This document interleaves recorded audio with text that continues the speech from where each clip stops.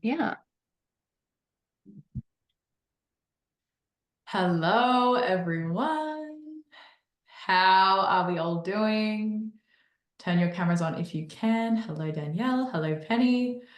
Welcome. I am so excited for this call. How is everyone feeling? Jump in the chat. Let me know how we're feeling. Firstly, I'm super excited. It's been a hot minute since I had a guest speaker in. This has been a long time coming. Like when I was scrolling back in our messages, it was January that we were like, we should do something. And then it's August and we're like, here we are, we made it. Obviously, you're not going to hear too much from me today because it's not about me today. But what I love about this space and the communities that I can bring in people that I love personally, that I love consuming content from, that I love learning from, and I can be like, you know what? It's a little bit like selfish because I'm like, I love learning from Alex, so let me bring her into my community so I can just learn from her a little bit more. But also so you can kind of just like fall in love with her and what she's all about. You will be obsessed.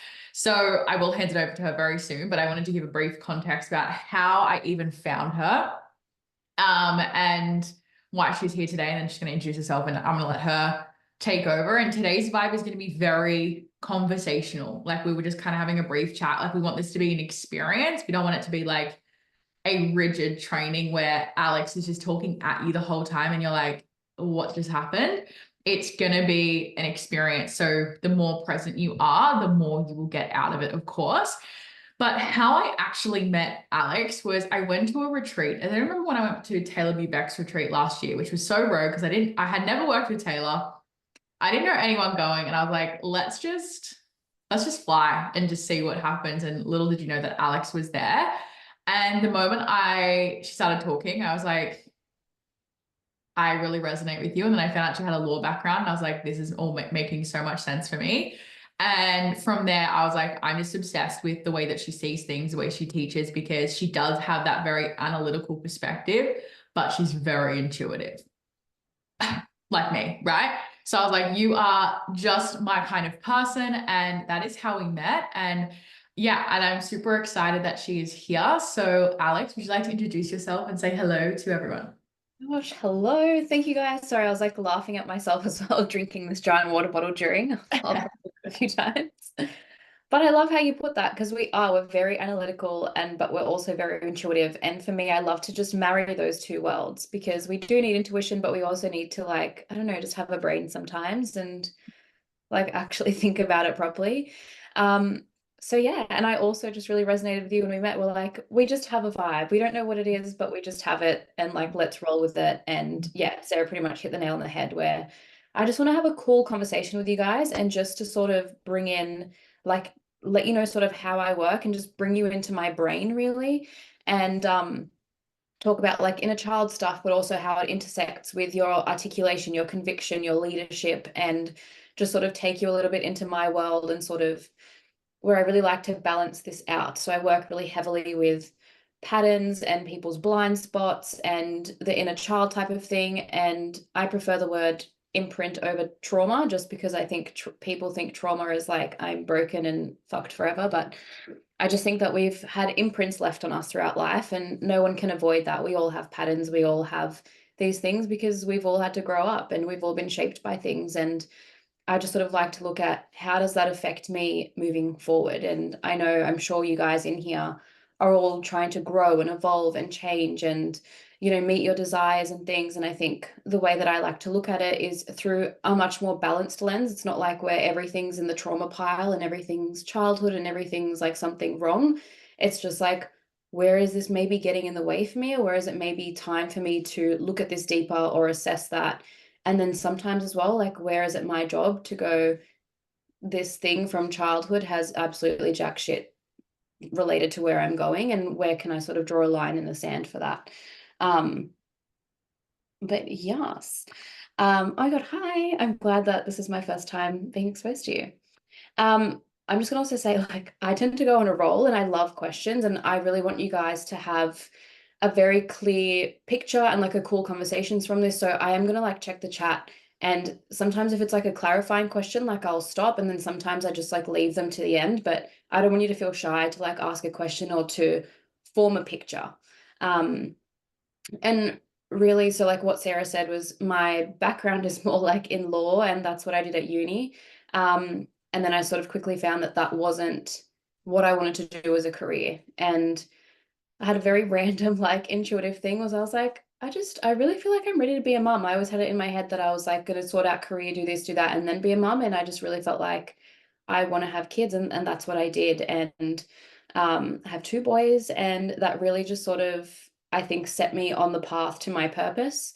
And it sounds like very like left field, but I gave birth to them at home, and really a lot of people thought I was absolutely nuts doing that, like in a blow up pool at home. But I was just like, no, like hospitals don't really support my body in doing that. And I just found I had this very analytical way of looking at things and going, well, this is how a body works. This is how things function. Like, why would I work against that?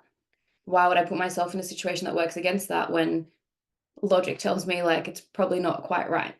And I sort of did the same thing with parenting, where people were like, how are you parenting like this? How are you understanding what they're feeling? How are you, dealing with tantrums and things? Or how come your kids behave differently to other kids? And for me, I was like, well, it just makes sense. Like their brain is like this, and children need that. So why would I deal with it in a classic way that doesn't actually work? Like threatening kids, bribing them, like shutting down their emotions. I was like, that's the total opposite of what creates a healthy adult.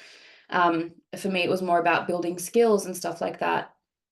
And the longer that I was a mum, the more I could see in adults how their stuff had formed, because I was in the midst of raising humans and seeing like, this is how they're forming, this is my impact on them, this is how their patterns form, this is how their survival forms, like through a child growing up, like they're forming their understanding of the world, how they relate to things, how they interact with things. And I could really see how adults ended up with some issues from their childhood through the way that they were parented or the things that they were exposed to. And all of that is to say, like, that's how I just started to really heavily understand, like, the human brain, people's patterns, a deeper human psyche, and it was very easy to reverse engineer. And through that too, I could see how our emotions became stuck and unprocessed. So when I think about emotions, and by the way, this is just to paint a picture for you guys of like how I've come to work, how I work, and how we're all essentially just a human being with a brain and a body and emotions. And it doesn't matter what field we work in, what we do, how old we are, like we all function in the same way. But essentially, like what I found was through working with people, like somebody could come to me and say, like, hey, Alex, like, I have this going on emotionally, blah, blah, blah. And I would notice that they would have a physical symptom that related to that because that emotion was stuck in their body. So they might have eczema, they might have acne, back pain, they might have a recurring injury somewhere.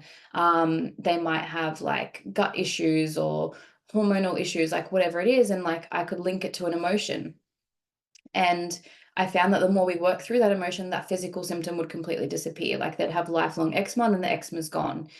And it showed me how essentially the unprocessed stuff in people did not only just lead to these physical symptoms, but it ended up creating these patterns, these behaviors, these beliefs, the way they thought, the way that they interacted with their own life. And I saw how people really unconsciously created their lives. They would end up in the same loop. So it didn't matter what they did, they'd kind of end up with the same result.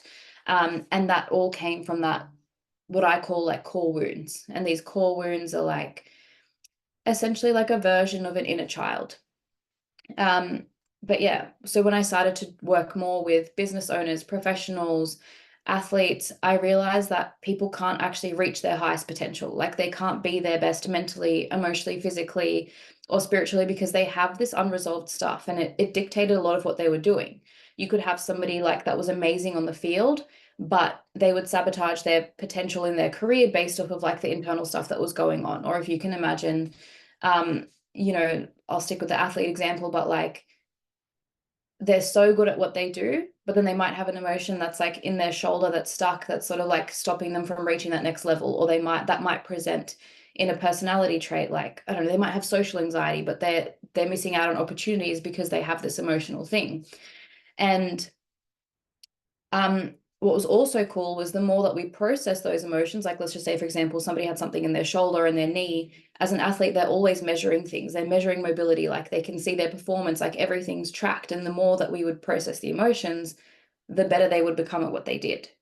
And I could see that not just on a physical level, but emotionally, mentally, and the opportunities that they would bring in. And I could see how it linked to energetics, and I could see how it linked to habits and all these other things that we do and behaviors and patterns. So I could see what a life skill this is.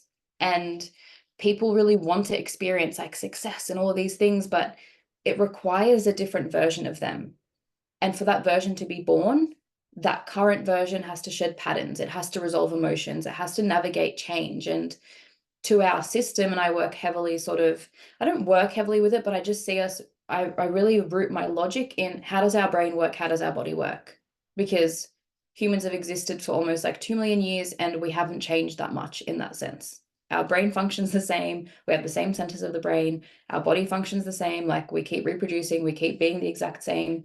So for our brain and for our body, change is scary, even good change. So if we want to change something, if we want to grow, it feels unfamiliar. Our body and our brain is built for survival. It's not built for happiness. It's a primal organ. It's not built to be like, I'm living my most abundant life. Like, you know what I mean? It's supposed to be to keep you the same in a survival sense. And I think we're very privileged and we're so lucky that we get to now use that same biology, but for a different type of thing. Like we're not so worried about hunting for our food and stuff every day, but what we are worried about is growing or expressing ourselves differently or experiencing how we make money differently or connecting differently. And yeah, we really still need to work with those defensive strategies, those emotions, those survival things that we have, and to understand those and actually use those to our advantage. Because, like I said, even good change, our system resists that because it doesn't want change. So essentially, I just want to give you like a little rundown today in this type of conversation and perspective on what that looks like and how it works. And I want to talk about the way that our inner work just really intersects with our ability to create the lives that we want and the ability to be leaders. Because I really believe that people who are leaders in their field and who want to create change, we're always drawn to each other. And I really believe that's why I'm talking to you guys today. And I feel like you're here to be a leader of some kind, but our inner stuff does affect our leadership ability. And I think even the stuff you guys are doing with Sarah, like your articulation, your conviction, like all of that stuff is linked to being a great leader.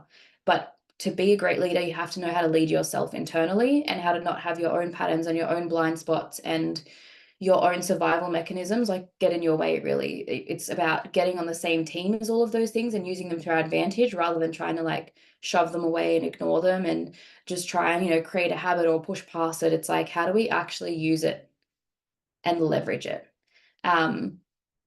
Because yeah, everything about our human condition is set up to lack predictability. We're set up to lack consistency. We're set up to lack safety. And everything about being human wants things to be the same. The same means it's predictable. Predictable means we know how to work with it and we feel like we're in control, right? Even when that's not our dream life, it's like there's a reason that our bodies and brains like the same thing. So yeah, I love that, Sarah, you touched on the fact that we are a bit intuitive because I think we're not just our physical body, right? We are human and we do have emotions, but like we have that physical body and we have the mental side and we have the energetic side and the emotions, then we have the spiritual side, and we can't unpick those from ourselves. We are a combination of those things and they're all interlinked. And when I look at our brain is 95% subconscious. And we're all trying our hardest to work with that 5% that's conscious, but we're driven by so many other things. And all of these unprocessed experiences, unprocessed, I don't even want to call them wounds, but it's just like the patterns that formed. I see it like we don't just have one inner child, we have many inner children. They're all at different ages, different events with a different emotion that sort of got, let's call it like trapped there because nobody was there to help us through it. And then it's our job as the adult version of us to go in now and help them through that so that our system's not trying to pull us in a million different directions, so that we're not functioning from that 95% unconsciously. We're actually creating awareness around it and drawing it into the 5% of our conscious mind, so that sometimes we think we're doing something from our conscious mind, but we're actually driven by something through our subconscious. So we want to gain the awareness on that so that we're not kind of going, hey, I want to go over here, but we're really going over here the whole time. And I think our brain is so important. Like it literally dictates, everybody has one, and it dictates every single interaction, how we interpret the world around us, how we are in relationships, not just with our friends and our family, but like with clients, with anything, our relationship to money, our relationship to food. It dictates our thoughts, our habits, the way that we perceive things. And I think it's just silly to ignore it. Like personally, I'm like shocked how many people work in like the, mindset and headspace sort of field, but they don't know how a brain works. Like to me, that is shocking. Like we all have one, we should really learn how it works. And if we're created for survival, our brain is our biggest survival organ. So we really want to learn that. And that's where our patterns come from. And if you address your brain, your body, and how you're formed to survive, then we actually get to evolve. We rapidly change once we address how we see, oh, this is what my body's doing, this is what my brain's doing, this is what I'm unconsciously driven to do.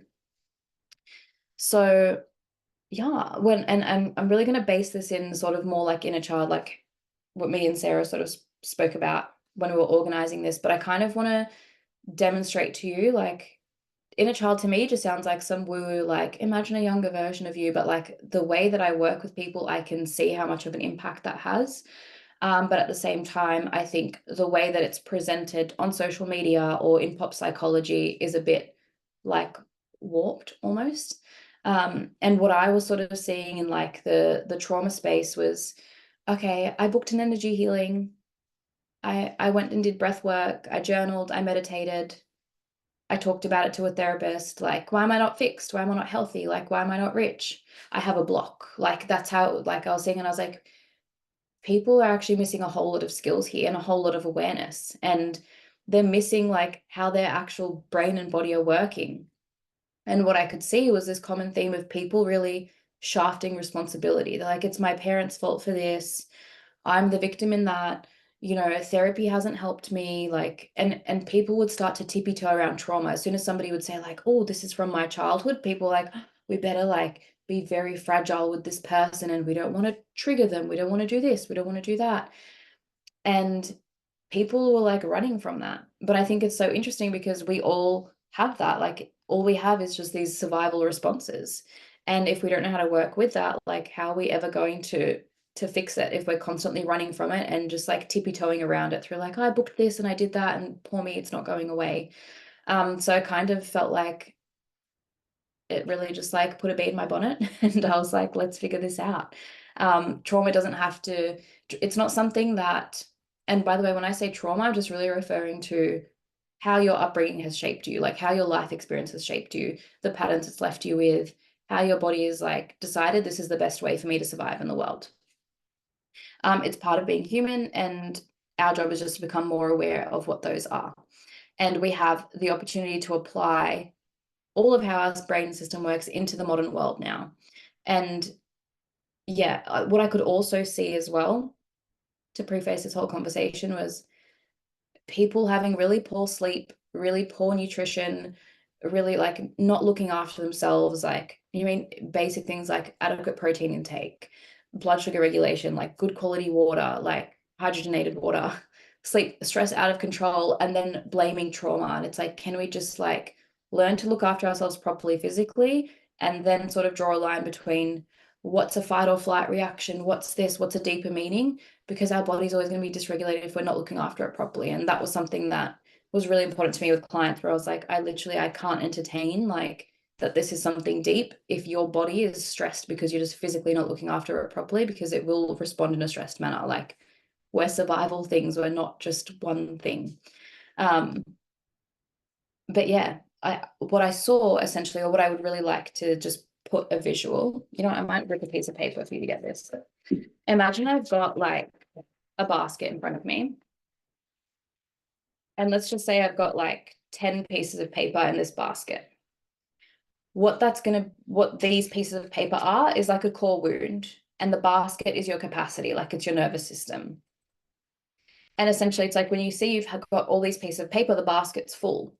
And people keep trying to add things in there. They're like, let me meditate, let me do breath work, let me talk about how this piece of paper got in there. Let me try and figure out, how to get the paper out or blah, blah, blah. But really what our job is that every single core wound is like a little inner child. And when I do the things that I do with people, like they can see it might be like a 7-year-old you, it might be 3-year-old you, it might be 15-year-old you, whatever it is. There's something in here that we have to see, but we don't have the skills to do it. What we need to do is like actually open that piece of paper, and we got to read what's on there to understand, right, this is what my body's been trying to tell me. This is what was there. This is what happened. It needs to be seen. It needs to be heard. It needs to be felt. And then what our system can do is fold it up neatly and put it at the bottom of the basket.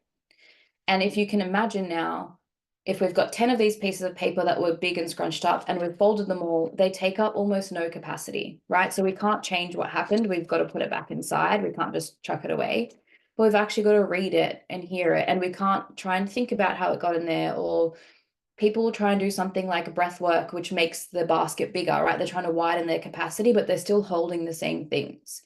But really what our body wants from us and what our system wants is to do this, to read it and to fold it away. Because what it does when it's in a scrunched state, essentially it's creating like a lens or a filter. Like imagine you're wearing a pair of glasses and it's like, it's showing you a filtered version of the world.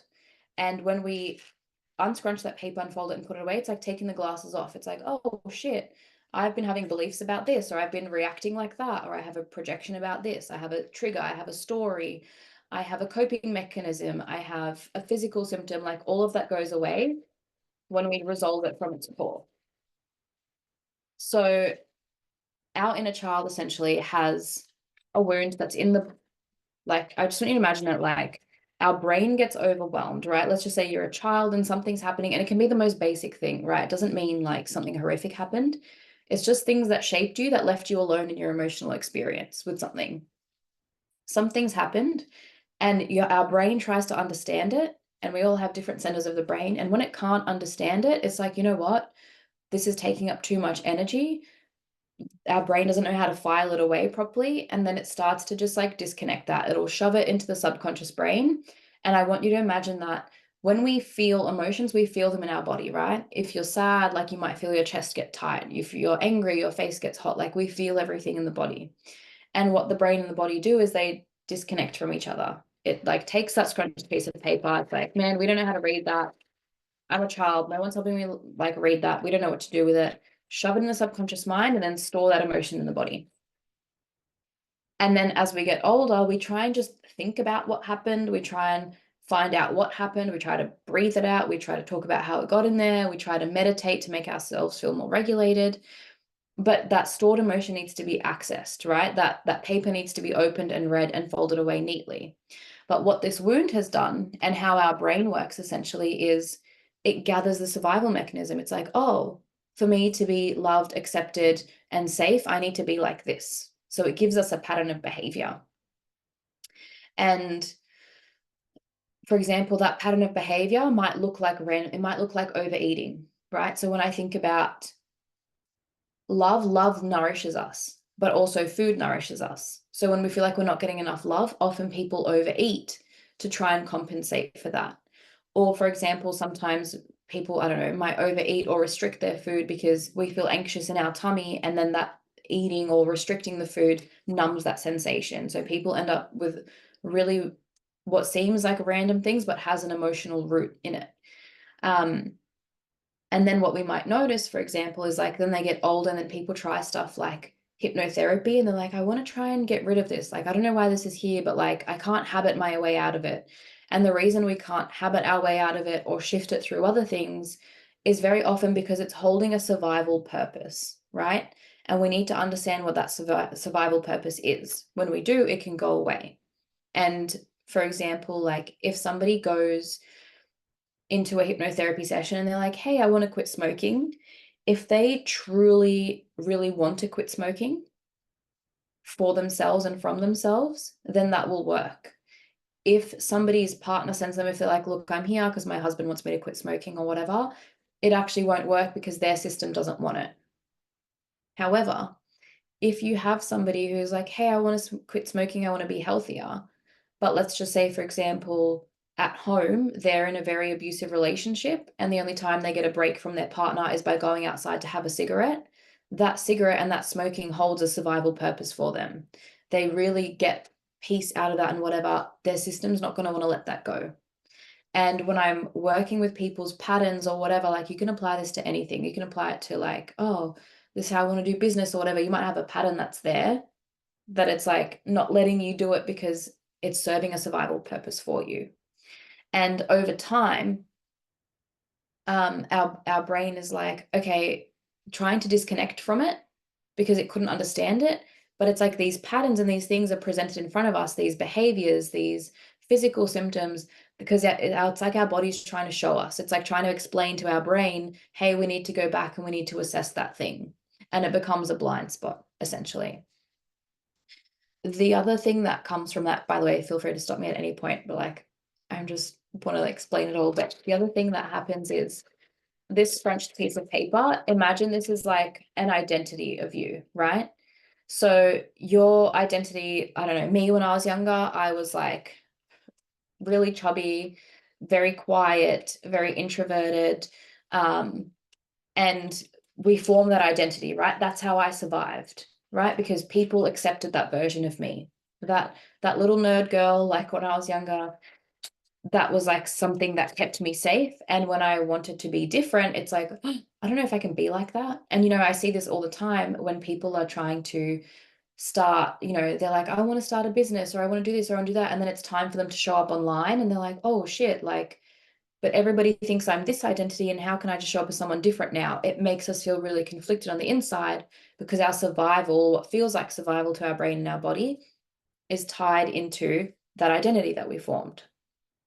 So when we try to sort of go, oh, okay, I'm just going to like, this is where I think different pieces come in. Like, if you can imagine, I've got 10 of these pieces of paper again, we can add in new habits, we can add in new things, but at the same time, then it feels like conflicting. It's like, but I still have this scrunched piece of paper and this evidence in here, and we might put heaps of the new evidence where this one's like, okay, maybe this one doesn't hold so much weight.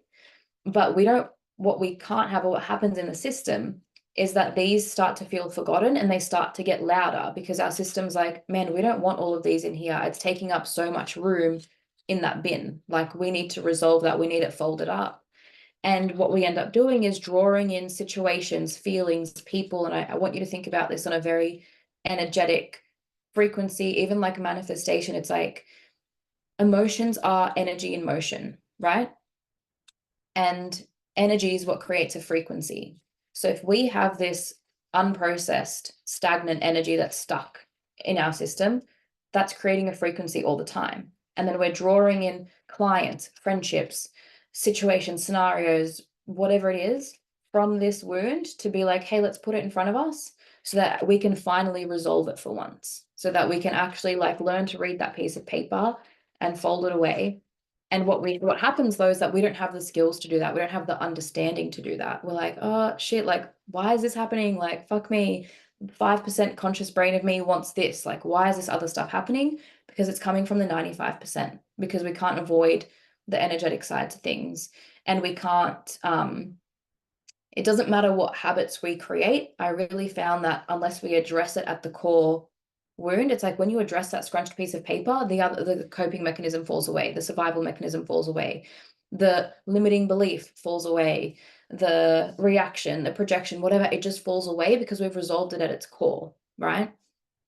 And the identity that formed from that needs to be sorted, right? Instead of just adding things in that basket or trying to make the basket bigger, what we need to do is just really address that and start emptying it out, right? Start folding. And sometimes it's important to put something in, like we want to try something new so that we get evidence, right? So it's not like, oh, I can never, I don't know, show up online until I resolve this or until I do that. It's like, we want to be feeding our brain new evidence, because that's what our brain works off, right? It had so much evidence that when we were younger or from different situations, that this was the way to survive, this was the way to be safe.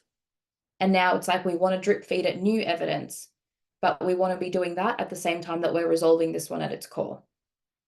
And this is why I think what I want to give you guys today as well is like these examples from like a brain perspective, examples from a pattern perspective, examples from an imprint perspective or a belief or whatever it is, so that you can start to assess and see like, okay, what are the common themes and where can I find my core wound? Because that's what I try to do. The pattern, people's patterns point me to their core wound. And then once we start to work with that, the patterns start to go away.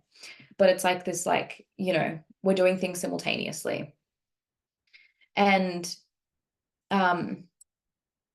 so, okay, good, no questions. Oh yeah, I'm glad it's making sense.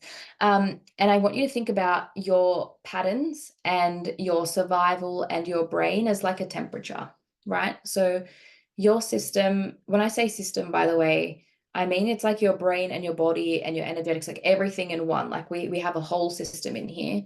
We're not just the one thing. So if you were exposed to only 15 degrees your whole childhood, even though like 15 degrees is a bit cold, you're always going to behave and attract situations and people and whatever that are 15 degrees because that's what's comfortable to you. And our system, our brain loves predictability. It wants things the same, just like our ego wants things the same because we know how to work with that. It's like, you know, better the devil you know than the devil you don't. Even if it's good change, sometimes good change is like overwhelming. So you're not going to be receptive. If you're just used to 15 degrees, you're not really going to be receptive to something that's warmer, right? And our job is to notice this pattern. And it's our job is to also build a skill to turn up the temperature to like 20 degrees, right? But we have to be so aware of this and we have to have the skills to navigate that change because it's scary to our system. So like getting wealthier, getting more of what you want, getting more clients, looking better, whatever it is, like anything that's changing an identity that you built for yourself, that challenges the survival of the brain and the body. This is why you see people lose so much weight and then gain weight. You see them have a lot of money and then lose all the money because they haven't built the skills to turn up that temperature. And what's dictating that temperature is the scrunched pieces of paper or the little inner children who carry that unresolved emotion and that wound, and it keeps trying to present itself until it's properly resolved. So even when you do start changing and adapting your behavior in ways that are good for you, that serve your evolution, there's something in your body, like I'm sure we've all felt, that feels like, what the fuck? This is weird. This is unfamiliar. Like, and this is when people would be like, do I have a block? And it's like, no, like I don't believe in blocks, right? Like I don't work from that lens, but whatever results you get, whatever actions you choose, the direction that you take, the outcomes, they're always dictated by your patterns and they're dictated by your ability to understand what unconsciously drives you. So once you see those patterns and you can understand what the core wound is, you relate to yourself differently, right?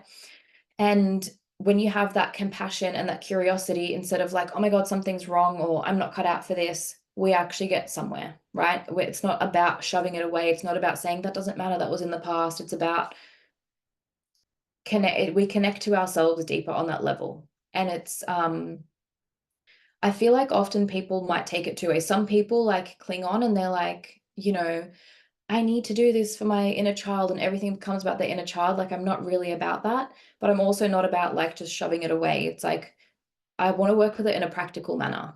And I really want it to just not be an unconscious driver anymore. When we make it conscious, when we start to resolve it properly, we get to be whole. So the way that I see it, or how I've experienced it in clients, is like, imagine if I have this piece of paper here and there, and it's like we have all these wounds and they're grabbing at things outside ourselves. It's like returning them back to yourself. And the feeling that it gives you is like so much peace, so much clarity. You're so much more tapped into your intuition. And this is where I wanted to piece it together with the articulation and conviction for you guys, because when you're scattered like that, when there's all these scratched pieces of paper, you don't have that feeling of conviction and wholeness and stability and trust in your own instinct. Well, then that's when we start relying on other people's instinct, on other people's eyes on us, on what other people are saying. But it's like we all have that ability to be really tapped in. And when you bring all of that back to yourself, like you're really in your power, instead of your energy kind of being scattered around, it's like it's all back to you. And what I'm really about and what I love doing with people is like, hey, you have a desire, like you want to create something, let's do it, but let's do it in the smartest way possible. And I'm glad you love an analogy, Sarah, because I have an analogy for you. But I work off this like analogy that's like imagine like a beach, right? You've got the sand, you've got the land, and then you've got the water. And our water is basically our depths, right? It's all of our internal stuff. It's our patterns, it's our wounds, it's our unprocessed emotions, it's all of those inner children, and that's our insides. The land is basically that's our life, that's our external life, and it's a really good revealer of our inner world. And when we want a new desire on land, it's like, hey, I want to do this, I want to experience that, I want to create this. What we unconsciously do is we go to recreate the water on the land, because the water, our inside, if we don't address that, we always just recreate it because that's what's familiar. That's what our brain knows how to do. It's like, this is how we survive. We're going to do this on repeat. You don't want to die, bitch. Like, you got to do it. Like, that's how our brain is. It's like, you need to stay the same. Otherwise, like, no, bad, like death. Like, that's how our body responds to it. And when somebody says, oh, I want to create abundance, I want to create this, or I want to do that, I want this type of relationship or whatever, I always look at, let's address your water first, because what are you going to be most tempted to recreate? What temperature are you going to put out there, right? And even further to that, to just sort of expand that analogy, it's like those things are in our control to a certain extent, but then we also have the weather, and the weather's out of our control. I think the weather to me is like God or the universe or things like other people. Like those are things that are not in our control, but definitely have an impact and influence on what we have on land, on how the water is, and all of that type of stuff. But yeah, what I very often would see is like people want to create something on the land and they're like, I'm doing it, but then they're like, oh shit, I just built myself a swimming pool on land and I'm back in the water. Like, what do I do? And I have all this stuff around me. So that to me is like more like a root cause, and it's like marrying the two worlds together. It's not like getting lost in manifestation and energetics and like wishing and willing your way through things. It's about like, how do I connect to myself deeper? How do I understand my patterns and use them to my advantage? And then how do I build the skills, right? So the way that I explain this to people is like, imagine you're a mermaid in water. You want to be a really strong swimmer. You want to be able to navigate emotions and be emotionally intelligent and know how to read that piece of paper and fold it away and really understand and be comfortable in all of that. And then when you come on the land, you're going to be like the little mermaid. Your tail is going to turn into legs. Your scales are going to shed and turn into skin. And that can feel like a very uncomfortable process, right? And everybody wants the quantum leap, right? Everybody wants the physical and the material. They want more money. They want, this and that, but they don't want the internal experience. They don't want to move through what you need to move through, right? We want it all until we realize, oh shit, I have to move through it all. And I feel like my job or my role is to help people have that internal experience easier, that transition, that actual, like, I just call it like shape shifting. When you're going from mermaid and you're turning into somebody who needs to navigate the land, you're a different identity, right? Like your legs are going to be wobbly, like your lungs are going to feel like they're burning, like you haven't breathed air before. It's all different. And we need skills to navigate that change. And for the person doing it the first time, I might feel like this isn't for me. I can't do that. You know what I mean? Everything feels so different. The survival's going off. And that's the stuff that we need to get comfortable with. And that's where we need to get comfortable with shedding identities, but we're deeply processing those other things at the same time. And the way that I explain it or look at it is like we're just our adult self. Like we can't be blended and functioning off the paper or off the wound. We really need to be ourself that looks at all of these scrunch pieces of paper. And I don't know, some people might refer to that as their higher self or something, but for me, it's just like, how do I be adult me? Like the logical me that can just look at all of this, take all the data from it and interpret it and go, okay, cool, like this is what I need to do. And then I like look at the brain and I'm like, what's my brain going to freak out at? What's my brain going to look at? Right? Like naturally our mind has like a positive mind, a negative mind, and a neutral mind. So I know like sometimes, people will be like, oh my God, I was so excited about this and now I'm just scared and I don't know if it's for me anymore. And it's like, where can we just lean on that brain biology? Where can we go, do you know what? It's totally normal, because you can't just have a positive mind. If you only had a positive mind, you would be absolutely fucking delusional and you would end up dying because you wouldn't see any negative things, right? That you're supposed to see that help your survival. So our brain balances that out. It's like, let's look at the positive that gives us that drive, right? And then we have to have our negative mind, which it's supposed to be like, hey, look out for this, look out for that, blah, blah, blah. It's like, imagine you're a caveman and you're like, I want to go on a picnic. Well, great, go on a picnic with your family, but you want to be like, your negative mind's going to be like, you know, that there's like a family of wolves that live in that cave over there. So, like, let's actually be mindful of that and let's pick a spot based off of that. That's what our negative mind is for. It's like, hey, let me warn you about this list of things that could potentially go wrong. And then what they do together is create the neutral mind. And what you see is people swing from one end and they pendulum from like so positive to like, oh my God, I'm shit scared. But our job is just to know that that's part of the process. And then you come back into this middle ground, into your neutral mind where things are balanced, where you're like, cool, I'm going to take this, and this negative thing on board because that seems pretty probable. And I'm going to work with that. I'm going to use my positive mind to keep me driven to do all of those things. And this is where that's what I call like skill building. This is where I think knowledge helps us, right? But you need to know how to action that knowledge. You can't just know something. It's like, I don't know, if somebody was like, Alex, I suck at boundaries. We can talk about why they suck at boundaries. We can talk about why they're not good at them, where they came from, what was it like in their family. I can explain, this is how you set a boundary, this is how you whatever.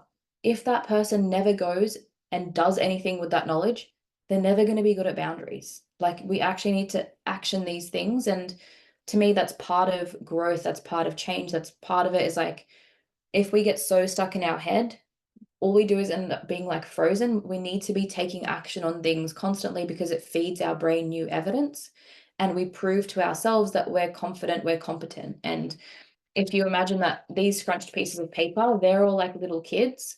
They're looking for you to be an adult that they can trust. They're like, oh shit, like, okay, we can trust her. Like, look at her go. Like, and then those pieces of paper are going to open up to you because I want you to imagine them like an actual child where they need to feel safe to tell you. They need to know that you're receptive to what they're going to say because that experience, that emotion has been stuck there for such a long time.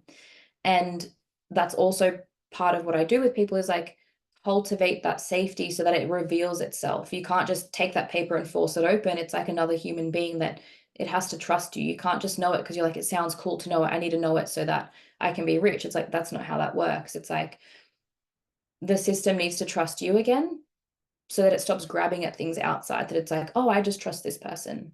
And when you hold yourself and navigate yourself in a way that it even shows, like even when you don't know what those pieces of paper are, it's like they're always watching. Those kids are always watching. They're like, okay, we can trust her. And I think this is why, you know, people like it's really important to keep promises to yourself and all of that type of stuff because it's like showing those little kids around you all the time, like, you can trust me because when it's time for you to come to me, like, I've got you and I'm reliable and I'm consistent. And that's all our human body and brain wants is predictability, consistency, stability, safety. Like, that's what it's chasing. And particularly going through times of change or growth or evolution, we need to make sure that we have, it's like always want to keep a certain level of predictability and consistency. And while our outside world is changing or while our internal world is changing, it's like there's things that we want to keep the same. And that's where I really rely on knowledge and the brain to understand what's happening while things feel like they're a little bit like crazy in a sense. But yeah.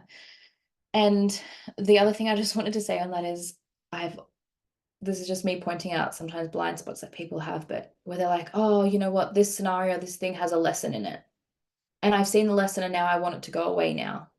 And it's like, no, you need to actually process things. Like, this just comes off the back of like a conversation with a client the other day where she's like, oh, but I've seen the lesson and now I'm ready, right? And she just had her baby the other day, but it's like she thought if she saw a lesson, she'd go into labor. And I was like, you can't actually change that, right? Like, you can't, I've heard this about 78 times. Yeah. But you can't actually, you need to process that emotion and you need that, sure, have that awareness, find the lesson, like that's really important as a human being, but it doesn't change how long it takes to process something or how long it takes to complete something. Because it's like me saying, oh, I'm 12 weeks pregnant. I've learnt my lesson. I'm pregnant. I know I'm pregnant now. So I'm done. And it's like, my body's going to be like, no, you're 12 weeks. Like, we're not done growing the baby yet. So our whatever it is, like we have to grow whatever it is to full term. We can't just say, I've seen the lesson, I've seen the thing, and like I'm tapping out now. So that's really what I'm getting at, is like addressing those pieces of paper improves that, right? It's like, well, that's properly resolving it at its core. And that improves your leadership, because then you're able to lead yourself better. Therefore, you can lead others better. Therefore, you're able to create your life better, because that 95% subconscious is becoming more and more conscious, and it's becoming addressed, and everything's like reconciling in the system. Like that basket is able to get emptier and emptier. It's getting more and more space because we're folding and we're putting it away. And it's also like reconnecting your mind and your body. So like I said before, our brain goes, this is too much. Like we've got to disconnect our brain from this experience, and like, let's just store it in the body. What we're aiming to do is to reconnect that. And that's how you end up making better decisions. And you can't convince yourself that you're convicted. You can't convince yourself that you're articulate. You feel that, right? You really feel that. And it's like, even when we think about intuitive things or like channeling or knowing, it's like you have to be so connected throughout. You can't be this disconnected person. So yeah, I kind of wanted to give you guys these different examples of how those scrunched up pieces of paper show up. So like I said, that we can spot limiting beliefs. We can notice that our nervous system is dysregulated. We can see survival patterns, different behaviors, reactions, projections, coping mechanisms, stories that we tell ourselves, triggers, physical symptoms, and things in our energetic field. And what I find is that, like I said, sometimes people have like, someone can say, I have lower back pain or whatever, and we can find what emotion's in there. Sometimes it might be, like for me, I had an autoimmune thing. And what was really interesting was like, as soon as I removed myself out of certain situations, as soon as I shifted my identity and how I was being and how I was showing up in things and the things I allowed myself to be in, I promise that autoimmunity went away. Like I was doing all the right things physically and all the gut health and organic food and the water, blah, blah, blah. But at its core, if there's a pattern or an emotional thing that's going on that's not good for us, our body's going to show it somehow. And it's like I was used to a certain temperature, so it was like such a blind spot. It's like, oh, this is normal. Like, what do you mean? But my body was showing me that there's an internal conflict. Like, Alex, this is not good for you. So my body's communicating to me that the pattern isn't serving me and it needs my attention to resolve the core wound, to resolve the emotion under there. And when you resolve that, you start behaving differently. You can't keep yourself in the same temperature anymore. You're like, man, this is 15 degrees. This is fucking cold. I want 20 degrees.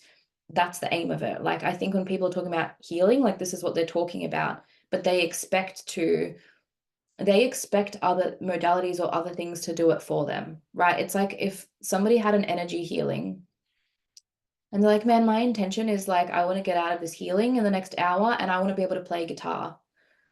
People expect to get a skill from an energy healing. They're like, oh, I want an energy healing, and then I want my issues with my mum gone and for us to communicate really well. Well, it's like effective communication is a skill, and energy healing can't give you that.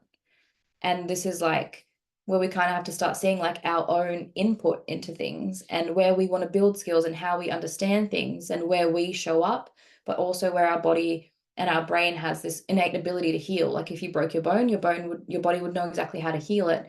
And emotionally and stuff, our body knows how to do that. It just needs the space. Like if you had a broken bone, you would get a cast and you'd get crutches, so you wouldn't be like putting like weight bearing on it.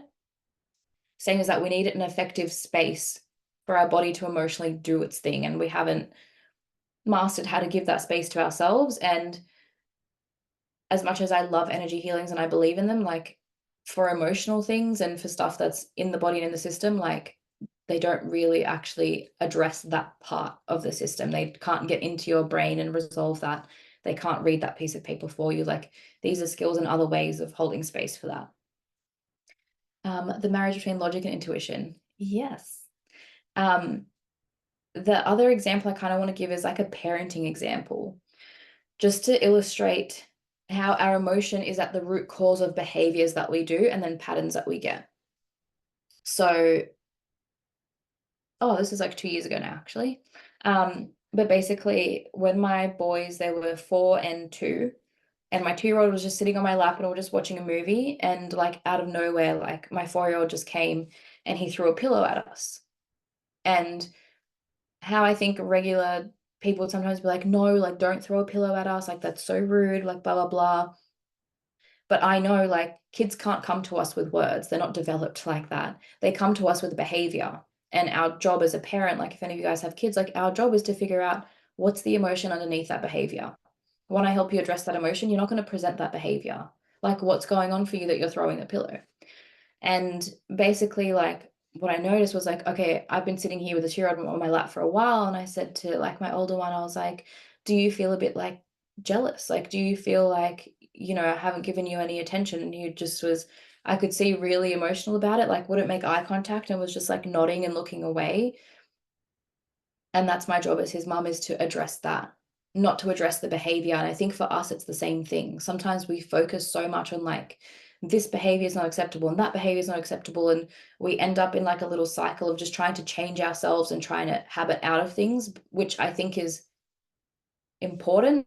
But at the same time, if we're not addressing the emotion that's driving the behavior, we're not going to get anywhere because it's going to pop up somewhere else. And this is where patterns come from. And this is where blind spots come from. Like we can address it in one area, and then that same thing is going to pop up somewhere else. So this is why it's important to make those unconscious things conscious. Otherwise, it's just like, what's that little like whack-a-mole thing? Like where they pop up from one hole and then you whack and then pops up from another. Like that's what you end up, that's the game you end up playing with that. And it's the same for adults. Like we have these patterns of behavior and we really want to treat ourselves like it is those little children that are driving that behavior, and we need to get there and help those inner children through that so that that behavior doesn't pop up again. So when we do this, it just brings you more clarity, it brings you more direction, and we're able to sort of move through that a lot easier. And I want to address our brain because whilst I love the inner child chat and everything, like this is where I sort of use it to draw a line. Something that is my ick, I'm going to say, is when people are like, I'm just such a people pleaser. Like, I don't want to do things that will annoy others. And it's like, you know what, that sounds true on the surface, but really we just hate that we can't control how other people see us and what they think about us. That's it. I'm an empath. Yes. Like literally, yes, I'm going to address that, but we just want to control how people perceive us because it's nothing to do with them. It's like our ultimate fear is like, I can't control that. It's not predictable anymore. If I'm this way, it's predictable and I like the predictability. If I'm not, that signals danger. So I want to explain something about this, the female brain, and like the empath thing also ties into this because I want to take you back caveman days. The women are gathering, the men are hunting. So that means when the men are gone, women only have each other. Yeah. And the social part of our brain is at the front here, like the prefrontal cortex. In a female brain, especially, it puts a lot of weight on our relationships with other women. Even like throw yourself back to high school. You know how guys can like just punch on and then move on? Like that is a girl's worst nightmare. We would rather talk shit about somebody behind their back than have any type of conflict because what we're trying to do is hold social ties. Whereas for guys, they're like, fuck my social tie, let's punch on and let's move on. But for a female brain, because we're still primarily wired, we're just in modern society, females need to keep that close connection, or our survival brain is driving us to keep that close connection, because how close we are, how much we trust each other, how much you like me is going to dictate if, while the men are gone, if a predator comes or if a man from another tribe or whatever comes, we have to band together, right? If there's an attack, we have to band together. The females would band together and scare away the predator or the thing. Or if you were pregnant and more vulnerable, or you just had a baby, you're relying on your social ties to love you and to care for you and to keep you safe, to protect you when you can't protect yourself. Or if something happens to you, you need those social ties for them to look after your young. So our modern day female brain is like so scared. The survival part is like, I don't want any social tie to be threatened. I don't want people to see me differently because, oh my God, if I don't have that social network, my brain thinks I'm going to die. Like that's where the brain comes in for me. And that's where it's just like, that's it. It ain't that deep. Don't worry about digging into your childhood trauma for that one. Like it's literally, this is where we lean on the brain and we go, right, I can understand that better. Same as the empath thing.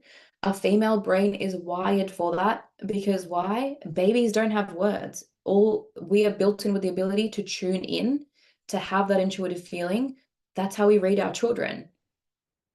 And we have that ability. We have a mirror neuron system and all of these things that make us tune in. The female brain literally has the ability to dip into somebody else's body and read what's going on and interpret that data. That's how you can tell when your fucking toxic ex is lying to you. That's how you can tell all these things and blah, blah, because we're built that way on purpose, purely for evolution. We need to read our young. We need to know what's going on. It's like the empath chat and childhood trauma and whatever, like, yeah, cool, but it's really not that deep sometimes. And sometimes people are like, oh, I can't resolve that, I still have that. It's like, yeah, we're supposed to, like, it's a survival system in our body because we're still primal beings who need to survive. Like, that's the point. And yes, I'm sure there's, you know, even for me, it's like you grow up maybe with like, I don't know, my parents moved here like because of a war and blah, blah, blah. So they were going through hectic PTSD and all of this stuff. So they were like not the most regulated parents when I was younger. But yeah, I had to track moods and do whatever. But I'm not going to say I'm an empath because of that. I know that I have something inbuilt in me that allows me to read that. And yeah, I might have had to used to use it for a survival purpose, but in a different way, but now it's like serving me in another way. And people think that that ability or that mechanism needs to go away, but it's really just a basic biology thing. I really like how much this simplifies and makes sense of different situations based on biology. Literally that. Literally that. And, you know, even like sisterhood wounds and this and that. And it's just like, I get all of that. I can hold all of that. But it's like at the end of the day, it's like us posting something and being worried about somebody's not going to like it. Like it just triggers that safety mechanism. Our job, what I see my job is like just to understand that, you know what, it's going to trigger that part of my brain. And that's cool. Like, we move on and we build evidence that I'm not going to die if that happens. And that's basically it. We just, it's like exposure therapy. We expose it, we build the new evidence. Our brains learns that we don't have to panic about that all the time anymore. Like it just is what it is. So, but did you die? Literally. And then you can be like, no, I didn't. So we had the behavior example, like for example, like with the child. Then there's the physical symptom example, like my thyroid and autoimmune. Then we just did like the brain biology example. And now what I want to give an example of is trauma, or what I call like imprints, right? And this is how it forms patterns in our lives, right? We get imprinted with something.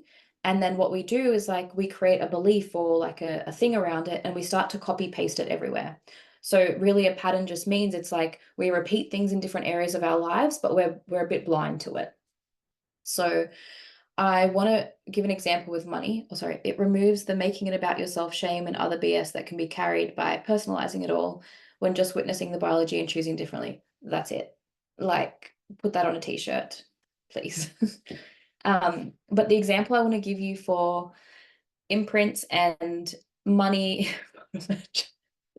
but I like it needs to be someone crying and like doing the peace sign because that's a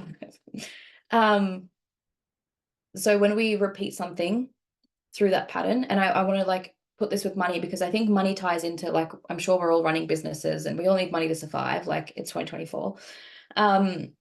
But money is also a huge driver as to why people want to build their leadership skills too, because they want to increase their impact and they want to increase their revenue. So your relationship with money is so important because it affects your potency, it affects your trustworthiness as a leader. And if you're selfish and numbers driven, you're not a good leader. If you're impact driven, you're a great leader. But to be a really great leader, you need to have like a clean relationship with money, free from those wounds and free from those like patterns and like icky things. So let's just say if you have a pattern from childhood where you're like, okay, I have to be good to earn love. If I'm bad, my parents remove their love. They give me the silent treatment. They yell at me. They scold me, like whatever it is, right? They remove love. It's conditional. So I have to be good. And if I'm a good girl or if I'm a good boy, then my mum, my dad, my friends, my teacher, they're going to give me what I want. What does every single human being want? Well, humans are social beings. We want love, validation, approval, and belonging, right? We need to know that we have that tribe. So we behave and act in ways that make us feel like we get that validation that we're in the tribe. So we do something to get a feeling from other people or to get a result to prove that we're worthy of it, right? So if I'm good, then I'm loved. What people do is they create a belief and then they copy paste that to where it doesn't belong, right? They do it to money. If I'm good, then I should get money. But I'm such a good person, like, why am I not rich, right? If I do an action, I want love and validation from money. Okay, I did this. Where's my $1 million and my 700 customers in 5 minutes? Okay, I did this. I'm good, right? Like, I should see evidence now through money or through more clients to prove that I'm good. And then people get all tripped up, right? They place, instead of seeing money like unconditional love, they place conditions on it, right? We place conditions on our money and on our success. Like, we create our own blocks through these unresolved wounds. And our patterns just point us in the direction of what they are. Like, oh, okay, wow, I do this in my relationships. I do this with money. I do this with clients. And even if you think about if you've had like a toxic relationship in your life, or a relationship that was like imbalanced, right? Let's just say you're the giver, right? And you might have had a time in your life where it's like, where you feel uncomfortable asking for support or receiving support, where like, I'm just going to be really independent. And hopefully, the more that I do, at some point, I'll get something in return, right? And then you get the bare minimum from people. You get like the little breadcrumbs, and you're like, thank you, sir, please more. And we're like dying, giving, and doing, but we don't want to ask for anything. We just think like, okay, one day when I'm good enough, it'll just be given to me. If we have that pattern, that imprint, that unresolved thing, we're probably going to mirror that same thing. For example, like with money, right? You're doing so much, but you're receiving the least because you have a belief and a pattern that you've established a certain temperature that you're used to. If you're used to only receiving breadcrumbs in a relationship and you're used to working, doing all the stuff and like not getting much in return, that's going to be mirrored to you through money. So we want to see that pattern to notice what's there and use it to our advantage to go, oh, fuck, I noticed that. And that's actually not what I want. I need to work with that and turn the temperature up because that's not how I want to experience it. And we want to challenge its validity, right? Does this pattern, does this belief, does this even belong in my relationship to others? Does this even belong in my relationship to money? Does it belong as a survival strategy at all? Like, does it even serve my current day life? Is it outdated? Like, did that survival strategy that was great when I was 8, but like, what's it doing for me now? Fucking nothing, just creating cock blocks in my life. So, how do we sort of process that and then honor it for how it served us in the past, and then actually adapt and shed that pattern and adopt a new one with a new belief system and stuff? So, what we want to do is address, like I said, like these things like identity. And when we start to change, it's like we have a battle of this identity like crisis because it's like, oh shit, I can't be this version of me in this identity because then I can't do this pattern. And fuck, this wound wants me to do that pattern because it's unresolved. It's like, no, this is how we survive. We can't change that. And the things that you desire, the things that you want in the future, they need this identity with different patterns. So we need to work with the whole system, with the brain, with that emotional stuff, to create that safety for it to change, for it to go, okay, we can actually see that that was only needed in the past, and then we resolve the emotion behind it, where it's just like it falls away. It gets just folded up and it just is like, whew, peace, instead of like feeling like this massive conflict to shift and to change and to do all of this stuff.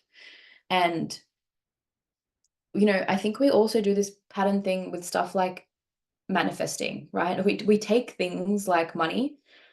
And if I think about money, like the energy of money is just pure. Like it's like water or oxygen. Like these things are pure and humans make them dirty. Humans pollute the water, they pollute the air, but they're pure and we need them. Like we need money to survive. It's a survival resource, just like water and air. Like that's the world that we live in. But we put conditions on it and we pollute it with like things that just don't belong there, like thoughts or patterns or beliefs or whatever it is. And our job is to kind of like see the purity in things again and just to take the shit off. And those scrunch pieces of paper, those conditioned patterns and beliefs, they're like adding the shit on. And it's like our job is to just like keep learning how to wipe them away. But when we put conditions on something, it's like we put conditions on how we get love. I have to be like this to get love. Or we put conditions on how we earn money. I need to do this to earn money. when we put conditions, we create our own blocks. So it's like, oh, you know, fuck, I've thought this before. I'm not gonna lie. It's like, okay, well, if the universe lets me manifest this today, then I'll believe that I'm worthy. It's going to be a sign and it's going to be, you know, a thing that I'm on the right path. And it's like, no, like the universe, God, like whatever we want to call it, it's not going to play childish games with me like that. It's not going to want to validate a wound for me. It's going to go, Alex, you need to see yourself unconditionally. Like you're good no matter what. Like, you know, money has been like a big thing and a really good example because it's like, money's always been there for all of us. Like, I promise you, we're all good with money because we're sitting on this fucking computer at 1 p.m. on Tuesday. We have a computer, we have a phone, we have food. Like, we have money's never not shown up. Even when we're like, oh my God, I'm down to like my last dollar, we randomly get money. Like, money fucking loves us unconditionally. And we just put all this shit on it instead of just looking at how unconditional it is. And we put our own blocks. It's like, okay, I have to do this, or this has to happen for me to get that. And it's like, no, we're not going to lock in that evidence for you. I'm not going to lock in evidence for you from a wounded place that you need proof today to prove that blah, blah, blah. It's like, we're going to almost like starve that wound in a way for you to go, no, we're not going to give you any evidence. If you want to manifest something from this wound, absolutely not. We're going to resolve that so that you come into your wholeness, to come into your power, and then you're going to get all the things that you desire. But we're not going to entertain like validating your wounds in that way and showing you that you need to survive in that way. Because when I think about the universe, God, like it doesn't want you to see yourself as like a wounded being. It's like, even when you have wounds, like you're good enough. There shouldn't be any conditions on things. Just like how, like I look at my kids, I'm like, it doesn't matter if you're crying, if you're just fucking annoying today, like I love you unconditionally anyway. You're still going to be provided for. You're still going to have my love. You're still going to have shelter and food and all of these things. That's what I feel the universe and God, whatever wants for us. It's like we can't put these conditions on ourselves. It wants us to believe that and to know that about ourselves. And then we're going to get to this place of like pure, like unconditional truth. And then all of this good stuff opens up. But it's like, if we're asking God or the universe to like resolve our worthiness issue, it's like, please show me I'm worthy by giving me money. It's like, no, I'm not going to do that. Right. Oh, like prove to me how good I am. Right. It's like, make your relationship to food, to money, to everything clean, right? When you say, for example, you clean up your relationship with money, then your impact is clean. It doesn't have an agenda under it. It doesn't affect your leadership. So to me, all of this is really about like, you need to deepen your relationship to yourself in order to deepen your relationship with the things around you. So when you start to resolve those things, you like those wounds and those papers and those things, and you can start to see, oh, I was putting conditions on this, or I was using food as a tool for that, or I was using social media for this, or I was using that. And, you know, getting the things that we want always reveals deeper things anyway. Sometimes all people want is like a following number or an income number, or, you know, to be a certain weight or a certain size or whatever. And it's like, people often get that and they're like, it doesn't feel good. It doesn't feel how I thought it would feel. And why? Because they were looking as that as evidence to prove something, but that wound, that thing still exists there. And that's sort of like, to be honest, really what drives me. It's like I have a big distinction in my mind between abundance and prosperity. And I think people chase abundance. They want the number, right? This number, that. I want so much of this and so much of that. But like, prosperity actually implies that we have the quality behind it. Like when you feel prosperous, it's like, I feel like I have more than enough. And the way that I have it feels good. And that's what I think is really important to me, and where this whole like inner child and pattern thing like marries up with business and just how we're living life, because it's at the core of everything.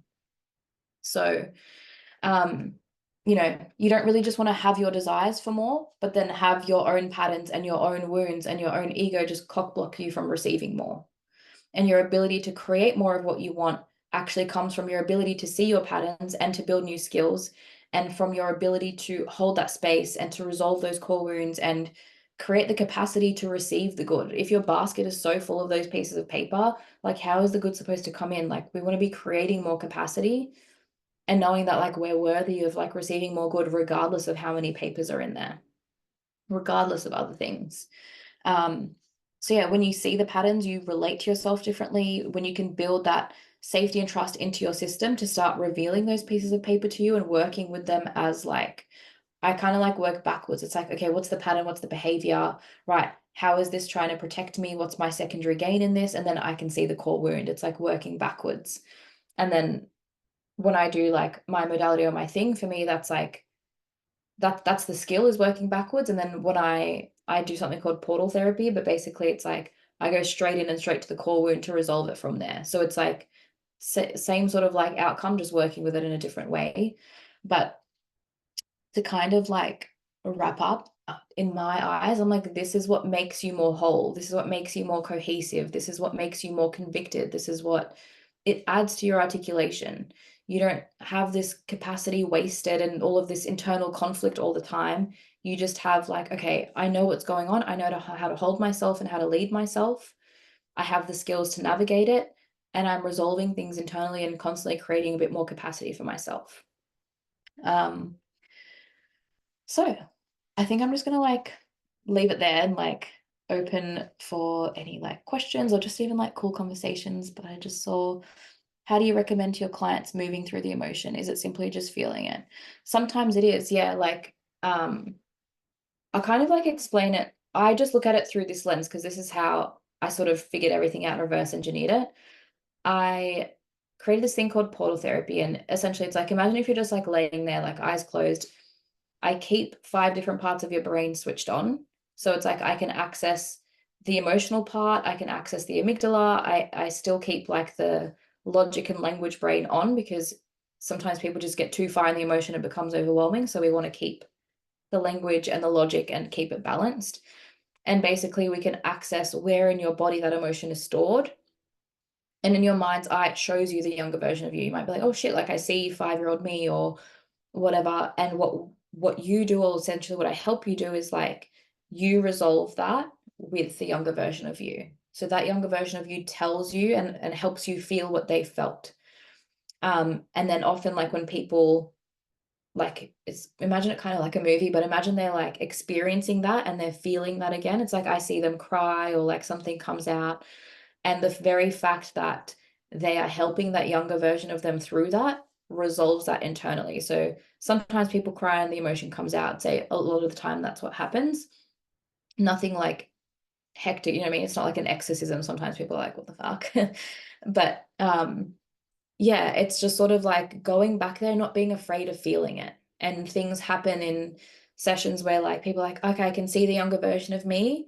And they're like, oh shit, it just like the image is gone, it went away. And that's when I know, I call it like a blank. It's like when I know our body, our system is scared for us to feel that because it hasn't felt that for so long.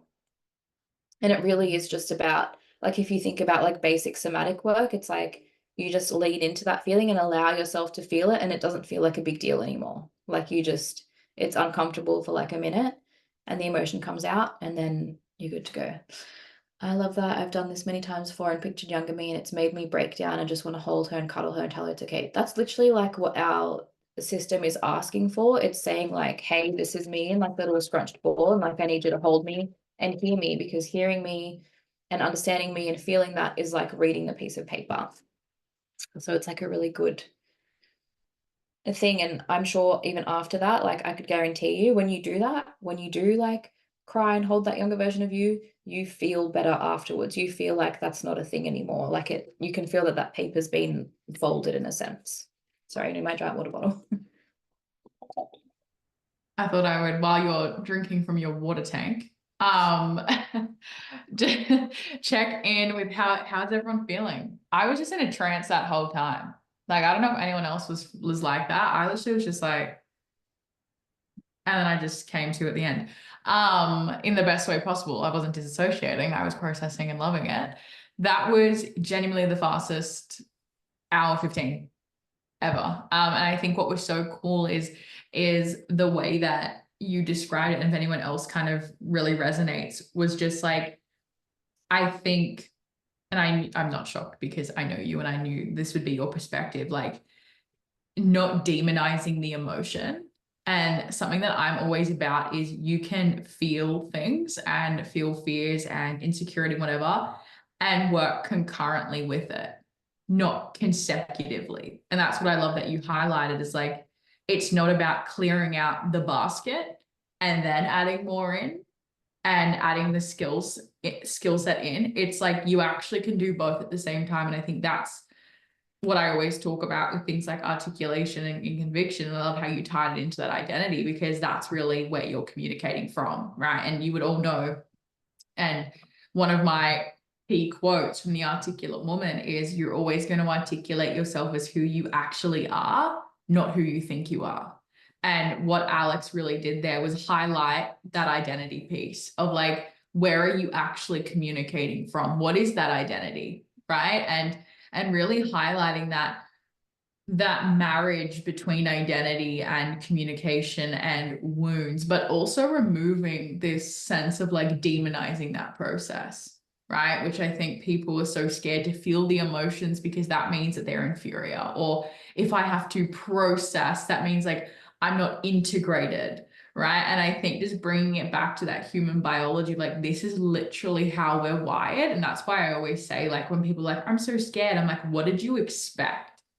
Like, you're like, what you think you're going to feel great? Like, you're doing something new. And I love that you highlighted that and obviously provided more depth than I possibly can about like, we're literally wired to be like this. Like, what did you expect? You're doing something new. What you think it's easy. Like, this is, you're trying to counteract legitimate biology. And I think a lot of people think they're above that when that's impossible. So I love the way you explained it. Yeah, my favorite is like, I have a block because you've had a biological reaction, and it's like, it's, we don't need to book an energy clearing. How about we just work with that for a hot second, and like it's all good. But literally, like, nail on the head with that, because if you're articulating yourself from a wound, you're going to draw in clients, you're going to draw in things from that wound, and you're going to go, but wait, I don't want this. Like, what is going on here? And it's like, when we get familiar with that wound, or when we resolve, or just at least make sure that we're not doing things from that wound, like the outside world, the land just seems a whole lot better. Like, it's not, yeah, I feel like I've seen a lot of people who are unhappy with like the people they draw in, or how things are going, and very often like their clients will mirror things to them as well. Like, this might sound like such a random example, but like, one of my clients was like, she sells like a network marketing thing, and like she gets people on her team to sell the same thing, and she's like, oh, all of them need like so much like pushing uphill, and like it's like I need to do it for them. And I was like, this is all coming from a wound. And like, once she could like get her head around that and like work with it differently, it's like, you don't need to push people uphill and whatever. Like, you just need to appeal to a different part of them, and not sort of like dabble in that wounded part that you all have the same one.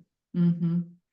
Yeah, and that's where that articulation part comes in. Because if you don't identify that wound, then you're going to speak from that place to everyone else, and then be like, and then be frustrated, right? Be like, fuck, like, why does this keep happening? Like, I'm so driven, I'm so this, I'm so that. And it's like, if you were to be honest, is that actually where you're communicating from? That's why when people say, oh, why am I not getting clients? I'm doing all the things. I'm like, sit down and let's actually be honest.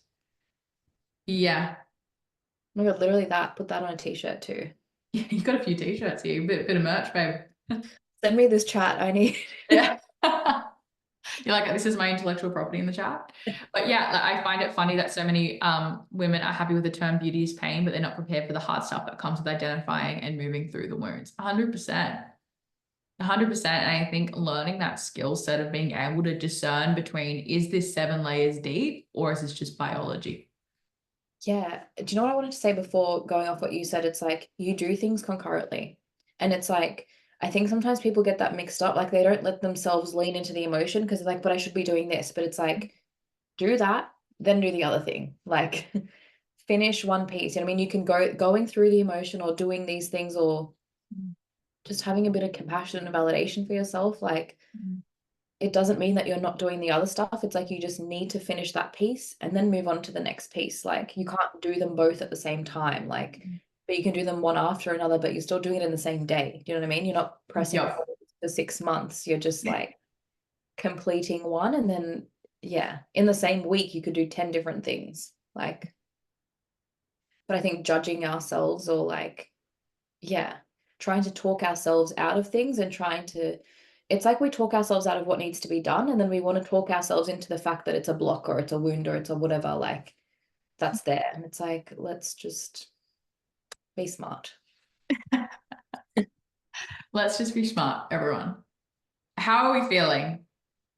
Does anyone have any more questions? Thank you, Alex. I'm assuming that was you wrapped up, or did I just interrupt you? No, I'm wrapped up, and I was going to say, like, please don't even feel bad if you have like a question. If you're like, none of that made sense, like I'm happy to explain. This will be a training you'll come back to, right? Yeah. And that's why it's recorded, because it's dense, but also one of the reasons why I obviously brought Alex on, me delivering about 13 reasons why I brought you on, but is because I agree with everything she says. Bottom line, right? And I don't disagree with it because I respect her. I respect her 100%. But there is such power between analysis and legitimacy and qualification, right? And that's something that I always speak about, right? Is like, do you need to be qualified in some capacity? Yes. But analysis and the ability to actually be curious and question things will actually lead to success. And that's what Alex has done excellently, is observed an industry, observed methodologies, observed processes, and gone, I'm actually going to question that. And I'm going to research that, right? And that's something that I always teach you all, is like, if you think something, research it, right? And if you saw my stories last night, to go on a fucking tangent this way for a sec, you know, about people that record content when they're driving, right? And I put up the law and I said, what is actually going on? Because I have the ability to analyze, question, and not just accept something. So I don't just see someone recording an Instagram story and driving a legitimate motor vehicle and go, oh yeah, that must be normal because that's what everyone else is doing. I go, hang on, is that actually normal? Is that actually okay? And I think developing in this, what this training is so cool, is just giving you a new perspective of like, how can I actually question things and learn this skill set? And that's why I bring speakers in from similar fields, because I want you to hear different perspective. And that's what I'm all about inside of this academy, is exposing you to different thought patterns, exposing you to different perspectives so you can actually be curious. And I think what you're all going to take away from this training is curiosity, to be honest, about when you see things, when you feel things, and being curious rather than dismissive. So I really liked it. Love that. That's it. Curiosity did not kill the cat. It's good for you. Another t-shirt. Any questions? Or are we feeling complete? Everyone say thank you. I feel like a mom. Everyone say thank you. Manners. So welcome. That was absolutely incredible. Thank you so much, dude. I'm so glad we finally got you to do this. So that, and if they want to find you, obviously I put your Instagram in the chat, but it's Portal by Alex. Is that right? Yeah. Make that up. If they want to work with you, how can they do that? Because I know you've got some catalog. How can they download that or do whatever? Oh yes, the catalog is just like a free like thing that you can just scroll through, and it's like got master classes in there, courses, just like things that I've done.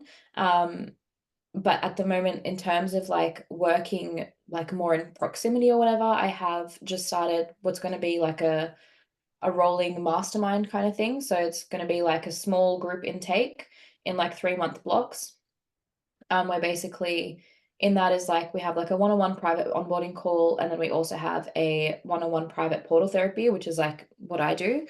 And then I also basically throughout that time we just have like Zoom calls and we have a chat, and it's like working through, it's really like for creating change. So it's like all the things that come up with that, like the shedding, the patterns, like sort of piecing it all together. It's like doing that in a group setting.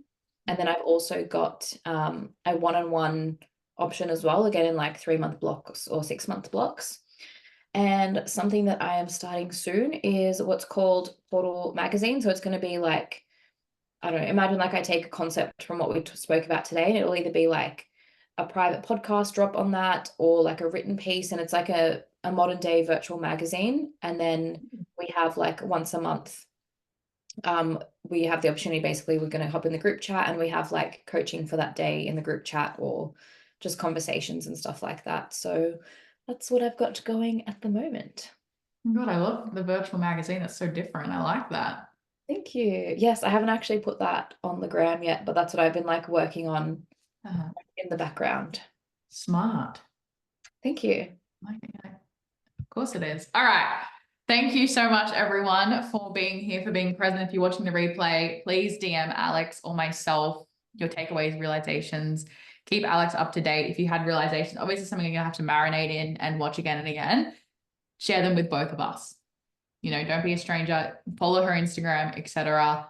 But I hope you all have the best day. Thank you so much, Alex, for your time. I appreciate it, and for delivering an incredible training.